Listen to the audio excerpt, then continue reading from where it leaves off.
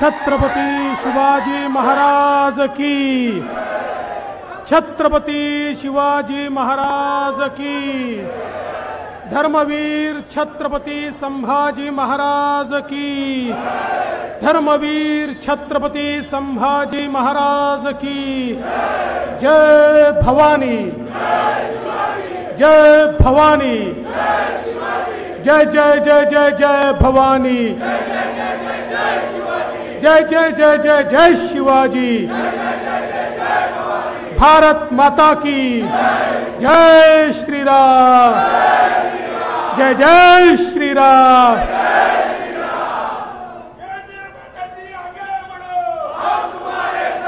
राजमाता जिजाऊ चौकाच्या लोकार्पण समारोहाच्या निमित्ताने अमृत नोनी आर्थो प्लस, ये एक प्रूवन फॉर्मूला है। इसमें मौजूद नोनी फल के गुण और आयुर्वेदिक जड़ी बूटियां शरीर को जरूरी पोषक तत्व देने के साथ साथ हड्डियों और जोड़ों के घिसने, उनमें होने वाले सूजन और दर्द को रोकने में मदद करता है। दर्द मुक्त जीवन के लिए अमृत नोनी आर्थो प्लस। प्रथम महाराष्ट्राची कुलस्वामिनी आई तुळजाभवानीच्या चरणी नतमस्तक होतो आणि ज्यांनी, अरे आवाज कमी ठेव, ज्यांनी शिवबांना घडवले त्या राजमाता, राष्ट्रमाता आई जिजाऊ मासाहेब यांच्या चरणी त्रिवार मुजरा करतो। हिंदवी स्वराज्याचे सरसंस्थापक छत्रपती शिवरायांना मानाचा मुजरा करतो। भारतीय राज्यघटनेचे शिल्पकार भारतरत्न डॉक्टर बाबासाहेब आंबेडकर यांना देखील मानवंदना अर्पित करतो। आजच्या कार्यक्रमामध्ये मंचावर उपस्थित असलेले भारतीय जनता पार्टी मुंबईचे धडाडीचे अध्यक्ष आणि आमदार श्री आशिष शेलारजी, आपल्या सर्वांचे लोकप्रिय खासदार, मगाशी प्रवीणजींनी त्यांचा उल्लेख पुतळे सम्राट असा केला, ते पुतळे सम्राट नाही आहेत, ते प्रेरणा सम्राट आहेत। हे पुतळे नाही आहेत, हे प्रेरणेचे स्रोत आहेत। त्यामुळे प्रेरणा सम्राट असलेले जनसामान्यांचे नेते खासदार गोपाळ शेट्टीजी, विधान परिषदेतील आपले नेते प्रवीण दरेकरजी, लोकप्रिय आमदार मनीषाताई चौधरी, लोकप्रिय आमदार योगेश सागरजी, लोकप्रिय आमदार सुनील राणेजी, गणेश खणकरजी, या ठिकाणी ज्यांचा आपण सत्कार केला ते महेश कोठारेजी, हरिओम बाबूजी, रविराज पराडकरजी, आमच्या आशिषजींच्या भगिनी आणि खऱ्या अर्थानं ज्यांनी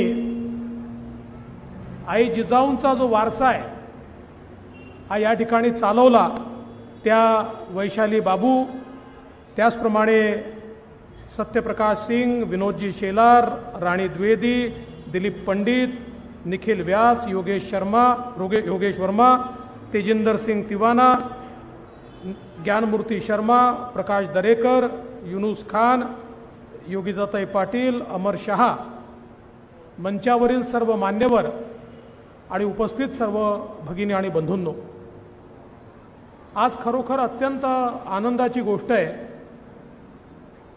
की राजमाता, राष्ट्रमाता आई जिजाऊंच्या जयंतीच्या पूर्वसंध्येला मुंबईमध्ये हे अतिशय सुंदर आई जिजाऊंचं शिल्प, या शिल्पाची निर्मिती गोपालजींच्या पुढाकाराने या ठिकाणी झाली आणि आम्ही सगळे धन्य आहोत की त्याचं उद्घाटन करण्याची संधी आम्हाला मिळाली। आणि म्हणून मी गोपालजी आपले अतिशय मनापासून आभार मानतो। आशिषजींनी सांगितलं अतिशय खरं आहे, तो काळ असा होता की परकीय आक्रमणकारांनी भारतीयांच्या तेजाचा भंग केला होता। भारतीयांची विजिगीषू वृत्ती संपली होती, लढण्याची ताकद संपली होती. प्रभू श्रीरामांचं मंदिर ध्वस्त होऊन त्या ठिकाणी बाबरी ढाचा तयार झाला होता आणि दुर्दैवाने आमचे अनेक राजे, आमचे अनेक राजवाडे हे मुघलांचे मनसबदार म्हणून त्या ठिकाणी स्वतःचा सन्मान मानत होते, पण मुघलांशी लढत नव्हते. स्वराज्य म्हणजे काय असतं हे आम्हाला माहिती नव्हतं. आम्ही गुलामगिरीत गेलो होतो आणि या गुलामगिरीचा कधी अस्तच होणार नाही, आता आम्हाला कोणी वाचवूच शकत नाही, अशा प्रकारची भावना जेव्हा जनतेच्या मनामध्ये होती, त्या काळामध्ये आई जिजाऊंनी छत्रपती शिवरायांना स्वराज्याची संकल्पना सांगितली. आई जिजाऊंनी सांगितलं की हा महाराष्ट्र आज पारतंत्र्यामध्ये आहे, या महाराष्ट्रात अनन्वित अत्याचार होत आहेत, या महाराष्ट्रातल्या माता भगिनी या सुरक्षित नाही आहेत. परकीय आक्रमणकारी हे ज्या प्रकारे अनन्वित अत्याचार करतायत, शिवबा तुला याच्या विरुद्ध लढावंच लागेल, तुला उभं राहावंच लागेल. शिवबा तुला या सर्व आपल्या रयतेला या गुलामगिरीतून सोडवावंच लागेल. आणि हा मूल मंत्र आई जिजाऊंनी दिला. रामायण महाभारतापासनं तर लढण्याचे तंत्र शास्त्र सगळं आई जिजाऊंनी त्या ठिकाणी शिवबांना सांगितलं आणि शिवबांच्या मनामध्ये स्वातंत्र्याचं बीजारोपण केलं. गुलामगिरीतनं बाहेर पडायचं आहे आणि त्याकरता आपलं सर्वस्व प्रदान करायचं आहे हे शिवबांनी ठरवलं.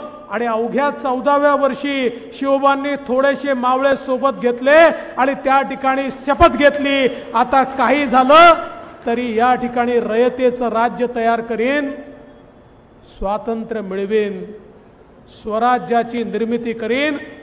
आणि त्यानंतर छत्रपती शिवरायांनी ज्या प्रकारे हे स्वराज्य मिळवलं, छत्रपती शिवरायांना मी युगपुरुष याकरता म्हणतो की कुठल्याही युगामध्ये जो सर्वसामान्यातलं पौरुष जागृत करतो तो युगपुरुष असतो. प्रभू श्रीरामांनी ते तर ईश्वर होते, कदाचित ते एकटेही रावणाला पराभूत करू शकले असते, पण असुरी शक्तीचा पराभव त्यांनी जर एकट्याने केला असता तर नवीन असुरी शक्ती तयार झाली असती, पण लढण्याची क्षमता तयार झाली नसती. आणि म्हणून प्रभू श्रीरामांनी सर्वसामान्य लोकांना सोबत घेतलं, त्यांच्यातलं पौरुष जागृत केलं, त्यांना सांगितलं की असुरी शक्तींशी तुम्ही लढू शकता. आणि त्यांच्या भरोशावर रावणाचा निपात केला आणि एक असं राज्य तयार केलं की ज्या राज्यात प्रत्येकाची वृत्ती अशी होती की असुरी शक्तीच्या विरुद्ध लढण्याची हिंमत माझी आहे. आणि हेच छत्रपती शिवरायांनी केलं. छत्रपती शिवरायांनी 12 मावळ्यातल्या 18 पगड जातींना एकत्रित केलं. छोटे छोटे समाज ज्यांनी कधीही त्या ठिकाणी विचारही केला नव्हता की आम्ही या बलाढ्य मुघलांशी लढू शकू, अशा सगळ्या समाजातल्या तरुणाईला एकत्रित करून त्यांच्यातली विजिगीषू वृत्ती जागृत करून आणि त्यांना त्या ठिकाणी सांगितलं देव देश आणि धर्मासाठी लढायचं आहे. ही लढाई कोणाला राजा बनवण्याकरता नाही आहे, मी छत्रपती बनलो पाहिजे याकरता ही लढाई नाही आहे, तर आपल्याला रयतेचं राज्य करायचं आहे. आणि रयतेचं राज्य करणं ही तर श्रींची इच्छा आहे आणि म्हणून आपल्याला लढायचं आहे. हे छत्रपती शिवरायांनी त्या मावळ्यांच्या मनामध्ये बिंबवलं. आणि काल परवापर्यंत सामान्य वाटणारे मावळे, कोणी शेती करणारे, कोणी 12 बलुतेदारीमध्ये आपला व्यवसाय करणारे, कोणी अलुतेदार, कोणी अतिशय सामान्य वाटणारे, अशा प्रकारचे मावळे हे तेजानी भरले, त्यांच्यात ऊर्जेचा समावेश झाला. आणि त्याच मावळ्यांनी बलाढ्य सेनेला त्या ठिकाणी पराजित केलं आणि या गुलामगिरीतनं आपल्याला मुक्त करत छत्रपती शिवरायांच्या अधिपत्याखाली स्वराज्याची निर्मिती केली. ही निर्मिती झाली कारण आई जिजाऊ होत्या, आई जिजाऊंचे संस्कार होते, आई जिजाऊंनी ते संस्कार छत्रपती शिवरायांना दिले होते. आणि म्हणूनच आज ज्यावेळेस आई जिजाऊंचा हा पुतळा, ही प्रतिमा, हे शिल्प या ठिकाणी आपण पाहतो, त्यावेळी खऱ्या अर्थानं जी प्रेरणा आपल्याला मिळते ती प्रेरणा अत्यंत महत्त्वाची आहे. आज बघा इतक्या मोठ्या प्रमाणात परिवर्तन झालेलं आहे. ज्या ठिकाणी बाबराचा सेनापती मीर बाकीने प्रभू श्रीरामाचं मंदिर तोडलं होतं आणि मंदिर तोडत असताना त्याला एकच संकल्पना होती, बाबराला हे दाखवायचं होतं, अरे तुम्ही ज्या देवाला मानता त्या देवाचं मंदिर देखील आम्ही तोडू शकतो, तुमच्या देवापेक्षा देखील आम्ही बलाढ्य आहोत. अशा प्रकारचं गुलामगिरीचं एक प्रतीक हे त्या ठिकाणी बाबरी ढाच्याच्या माध्यमातून तयार झालं होतं.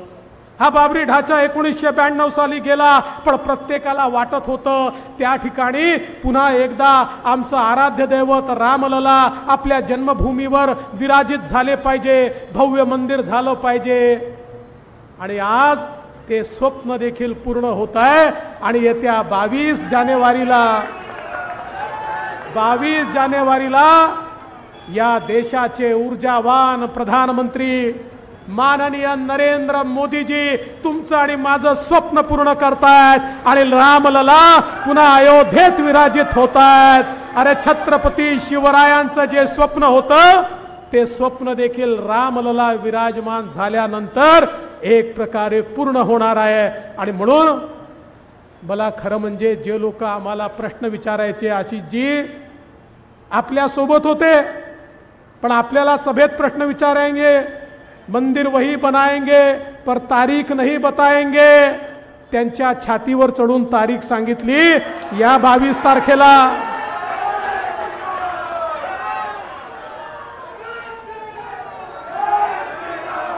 आणि हिंदू हृदय सम्राट शिवसेना प्रमुख बाळासाहेब ठाकरे वाघ होते, ते या आंदोलनाच्या पाठीशी भंकमपणे उभे होते.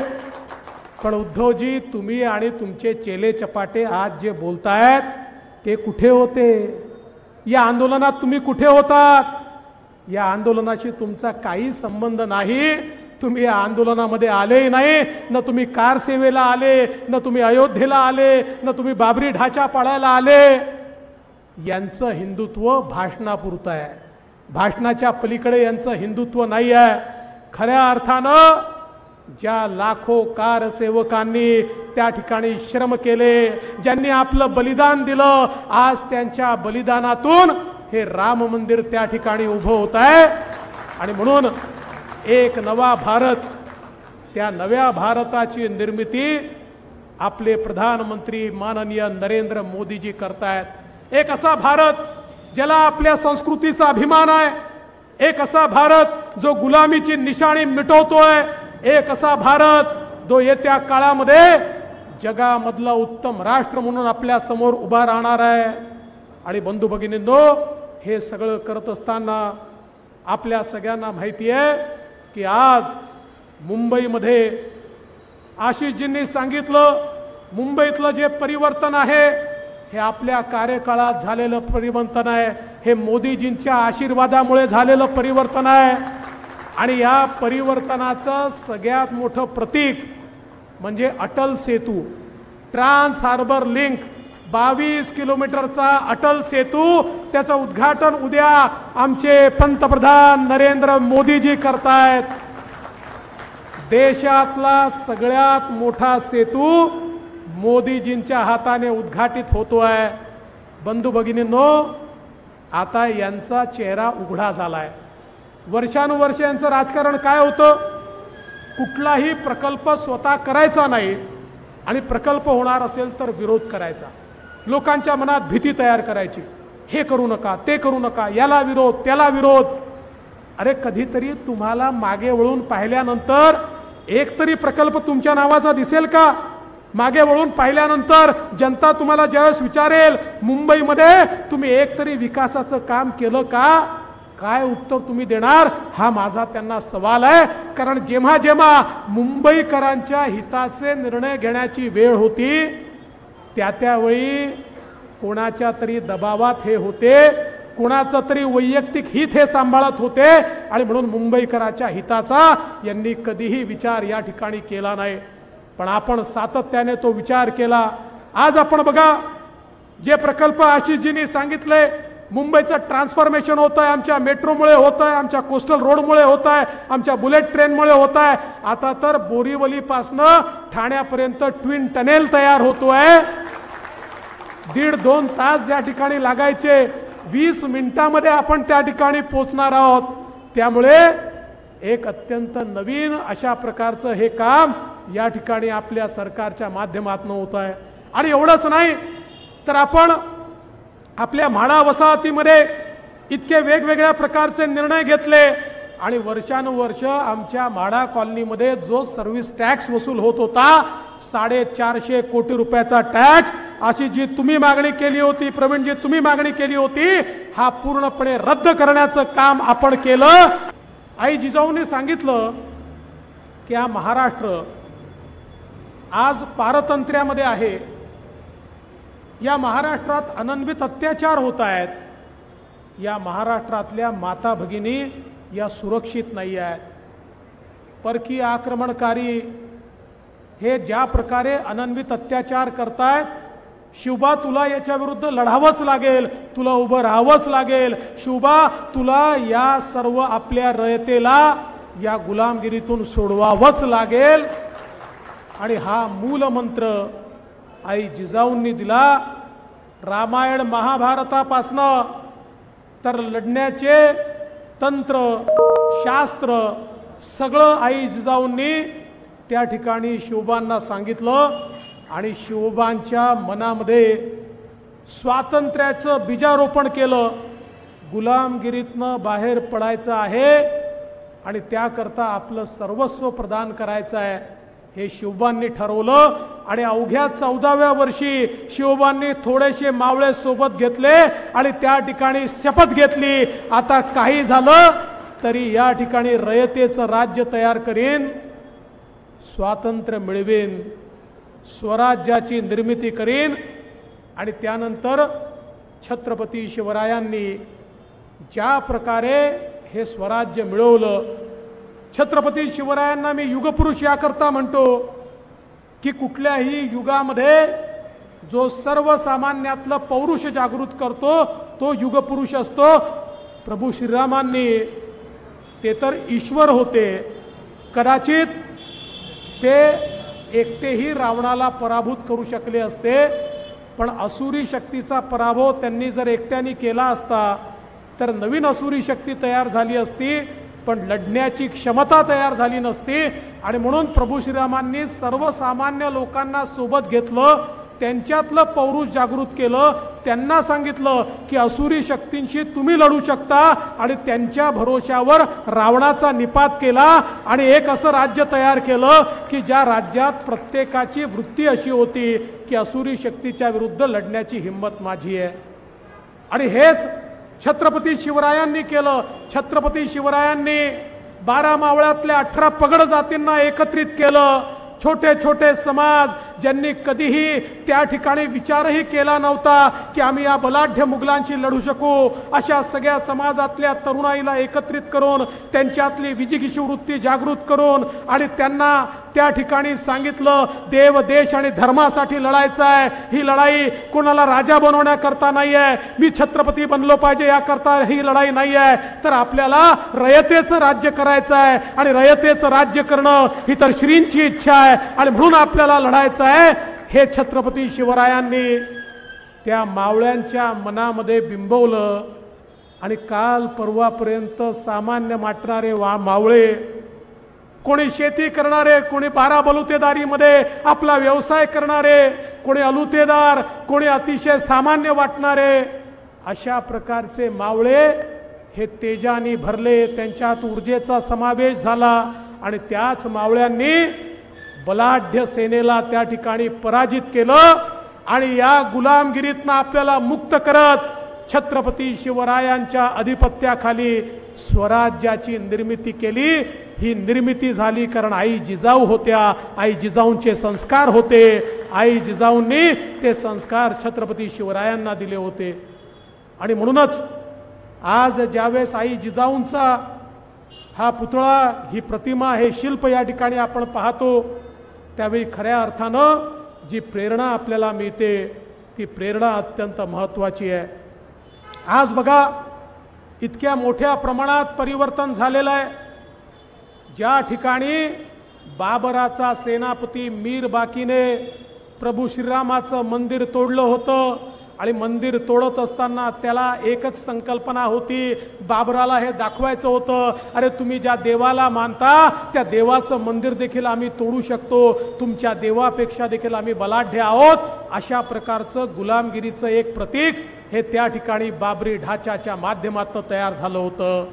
हा बाबरी ढाचा 1992 साली गेला, पण प्रत्येकाला वाटत होतं त्या ठिकाणी पुन्हा एकदा आमचं आराध्य दैवत रामलला आपल्या जन्मभूमीवर विराजित झाले पाहिजे, भव्य मंदिर झालं पाहिजे. आणि आज ते स्वप्न देखील पूर्ण होत आहे. आणि येत्या 22 जानेवारीला या देशाचे ऊर्जावान प्रधानमंत्री माननीय नरेंद्र मोदीजी तुमचं आणि माझं स्वप्न पूर्ण करतायत आणि रामलला पुन्हा अयोध्येत विराजित होतायत.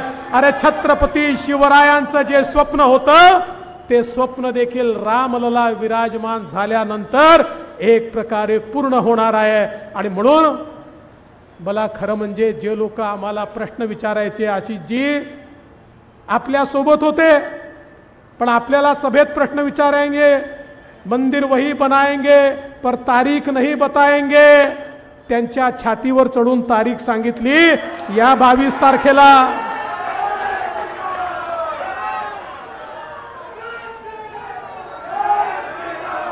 आणि हिंदू हृदय सम्राट शिवसेना प्रमुख बाळासाहेब ठाकरे वाघ होते. ते या आंदोलनाच्या पाठीशी भंकमपणे उभे होते. पण उद्धवजी तुम्ही आणि तुमचे चेले चपाटे आज जे बोलतायत ते कुठे होते? या आंदोलनात तुम्ही कुठे होतात? या आंदोलनाशी तुमचा काही संबंध नाही. तुम्ही या आंदोलनामध्ये आलेही नाही, न तुम्ही कार सेवेला आले, न तुम्ही अयोध्येला आले, न तुम्ही बाबरी ढाचा पाडायला आले. यांचं हिंदुत्व भाषणापुरतं आहे, भाषणाच्या पलीकडे यांचं हिंदुत्व नाही आहे. खऱ्या अर्थानं ज्या लाखो कारसेवकांनी त्या ठिकाणी श्रम केले, ज्यांनी आपलं बलिदान दिलं, आज त्यांच्या बलिदानातून हे राम मंदिर त्या ठिकाणी उभं होत आहे. आणि म्हणून एक नवा भारत, त्या नव्या भारताची निर्मिती आपले प्रधानमंत्री माननीय नरेंद्र मोदीजी करतायत. एक असा भारत ज्याला आपल्या संस्कृतीचा अभिमान आहे, एक असा भारत जो गुलामीची निशाणी मिटवतोय, एक असा भारत जो येत्या काळामध्ये जगामधला उत्तम राष्ट्र म्हणून आपल्या समोर उभा राहणार आहे. आणि बंधू भगिनींनो, हे सगळं करत असताना आपल्या सगळ्यांना माहिती आहे की आज मुंबईमध्ये आशिषजींनी सांगितलं, मुंबईतलं जे परिवर्तन आहे हे आपल्या कार्यकाळात झालेलं परिवर्तन आहे, हे मोदीजींच्या आशीर्वादामुळे झालेलं परिवर्तन आहे. आणि या परिवर्तनाचं सगळ्यात मोठं प्रतीक म्हणजे Atal Setu, trans harbour link, 22 किलोमीटरचा अटल सेतू, त्याचं उद्घाटन उद्या आमचे पंतप्रधान नरेंद्र मोदीजी करतायत. देशातला सगळ्यात मोठा सेतू मोदीजींच्या हाताने उद्घाटित होतोय. बंधू भगिनींनो, आता यांचा चेहरा उघडा झालाय. वर्षानुवर्ष यांचं राजकारण काय होतं? कुठलाही प्रकल्प स्वतः करायचा नाही आणि प्रकल्प होणार असेल तर विरोध करायचा, लोकांच्या मनात भीती तयार करायची, हे करू नका, ते करू नका, याला विरोध, त्याला विरोध. अरे कधीतरी तुम्हाला मागे वळून पाहिल्यानंतर एक तरी प्रकल्प तुमच्या नावाचा दिसेल का? मागे वळून पाहिल्यानंतर जनता तुम्हाला ज्यावेळेस विचारेल मुंबईमध्ये तुम्ही एक तरी विकासाचं काम केलं का, काय उत्तर तुम्ही देणार? हा माझा त्यांना सवाल आहे. कारण जेव्हा जेव्हा मुंबईकरांच्या हिताचे निर्णय घेण्याची वेळ होती त्यावेळी कोणाच्या तरी दबावात हे होते, कोणाचं तरी वैयक्तिक हित हे सांभाळत होते. आणि म्हणून मुंबईकरांच्या हिताचा यांनी कधीही विचार या ठिकाणी केला नाही. पण आपण सातत्याने तो विचार केला. आज आपण बघा, जे प्रकल्प आशिषजींनी सांगितले मुंबईचं ट्रान्सफॉर्मेशन होत आहे, आमच्या मेट्रोमुळे होत आहे, आमच्या कोस्टल रोडमुळे होत आहे, आमच्या बुलेट ट्रेनमुळे होत आहे. आता तर बोरीवलीपासनं ठाण्यापर्यंत ट्विन टनेल तयार होतोय. 1.5-2 तास ज्या ठिकाणी लागायचे 20 मिनिटांमध्ये आपण त्या ठिकाणी पोहोचणार आहोत. त्यामुळे एक अत्यंत नवीन अशा प्रकारचं हे काम या ठिकाणी आपल्या सरकारच्या माध्यमातून होत आहे. आणि एवढंच नाही तर आपण आपल्या म्हाडा वसाहतीमध्ये इतके वेगवेगळ्या प्रकारचे निर्णय घेतले आणि वर्षानुवर्ष आमच्या म्हाडा कॉलनीमध्ये जो सर्व्हिस टॅक्स वसूल होत होता 450 कोटी रुपयाचा टॅक्स, अशी जी तुम्ही मागणी केली होती प्रवीणजी, तुम्ही मागणी केली होती, हा पूर्णपणे रद्द करण्याचं काम आपण केलं आणि त्या ठिकाणी आमच्या सामान्य लोकांना त्यातनं बाहेर काढण्याचं काम आम्ही केलं. आज सेल्फ रिडेव्हलपमेंटमध्ये आमच्या प्रवीण दरेकरजींनी त्या ठिकाणी गृहनिर्माण परिषद घेतली होती. या परिषदेमध्ये 16 वेगवेगळ्या मागण्या केल्या होत्या. या 16ही मागण्यांचा GR आपल्या सरकारने काढला. आता जो आम मुंबईकर आहे, जो गरीब आहे, जो मध्यमवर्गीय आहे, याच्या पुनर्विकासाचं स्वप्न हे पूर्ण होणार आहे. आता त्याला बिल्डरच्या घशामध्ये जाण्याची आवश्यकता नाही आहे, तो स्वतः विकासक होणार आहे. त्याला निधी देखील आमच्या प्रवीणजींची बँक देणार आहे आणि त्याला मदत आमचं सरकार या ठिकाणी करणार आहे. सामान्य माणसाला आता आपल्या घराबाहेर त्या ठिकाणी मला भाडं मिळेल की नाही या विवंचनेत राहावं लागणार नाही. ही व्यवस्था आपण निश्चितपणे केली आहे. आणि म्हणून बंधू भगिनींनो, आज खऱ्या अर्थानं मुंबईचं हे जे काही नवीन रूप आपल्याला पाहायला मिळत आहे, अजून खूप गोष्टी होणार आहेत, खूप गोष्टी आपल्याला करायच्या आहेत, सामान्य मुंबईकराकरता काम करायचं आहे. पण हे सगळं काम होत असताना आपली संस्कृती, स्वभाषा, स्वधर्म या सगळ्या गोष्टी आपल्याला लक्षात राहायला पाहिजे. आणि त्या जर लक्षात ठेवायच्या असेल तर आई जिजाऊंचं दर्शन आणि छत्रपती शिवरायांचं दर्शन हे सर्वात महत्त्वाचं आहे. आणि आता ते दर्शन आपल्याला जाता येता घडणार आहे. म्हणून गोपालजी तुमचे मनापासून आभार मानतो. आणि या अतिशय उत्तम कार्यक्रमामध्ये या ठिकाणी तुम्ही मला निमंत्रित केलं त्याबद्दल तुमचे आभार मानून मी माझे 2 शब्द संपवतो. धन्यवाद. जय हिंद, जय महाराष्ट्र, जय जिजाऊ, जय शिवराय.